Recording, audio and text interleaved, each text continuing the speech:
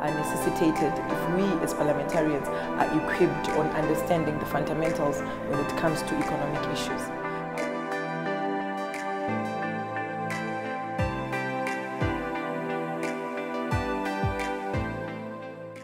To come and witness this occasion and to come and endorse me as the official president of the Movement for Democratic Change. The first question is, how do you see women's participation in key decision-making roles?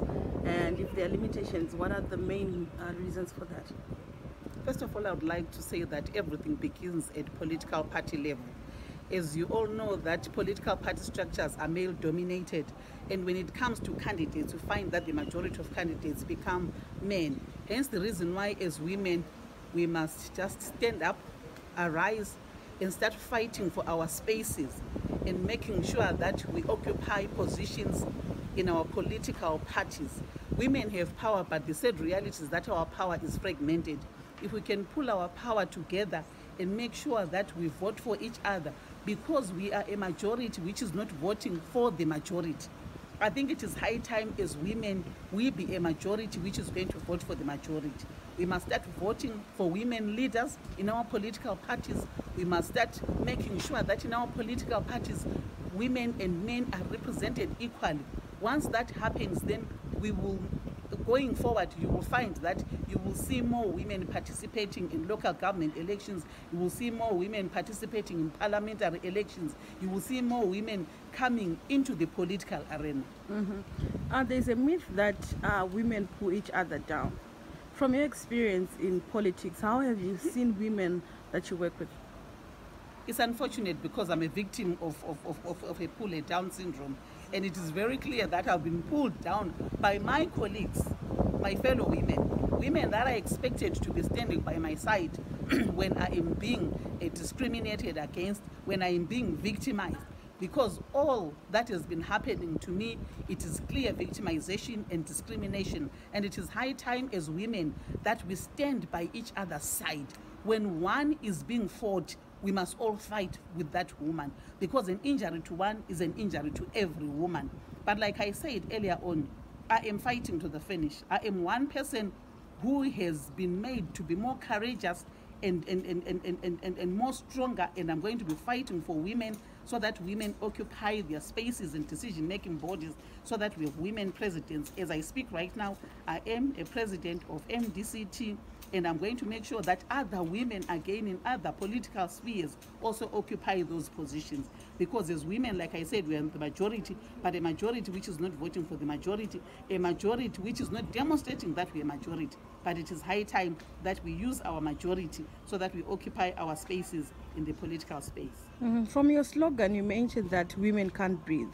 What are you going to do as a party and also as other women that you're able to occupy spaces that you cannot occupy right now? It is high time as women we have a serious conversation with other women, particularly the younger ones. Because for me, it is important that we start talking to the younger ones so that we mentor them. Because for me, in mentoring, we are guaranteed of having the next generation of women who are going to take over from us. So it is important that we start this serious engagement with other women so that they understand the importance of voting for other women. Because when women occupy spaces in decision-making bodies, they fight for other women. And hence the reason why we want to make sure that we have more women, going into local authorities, because everything happens at local level, at a local level. Water, sewer, all those things, they affect women more than any other person. So we need more women, because once women occupy those spaces, they will know that women need clean water and sanitation. They will know that women need all these things that they need. They will know that women need, a better life for their children.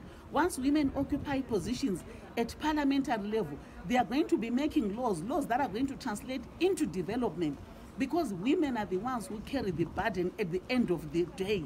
When there is hunger, a woman is the one who carries that burden.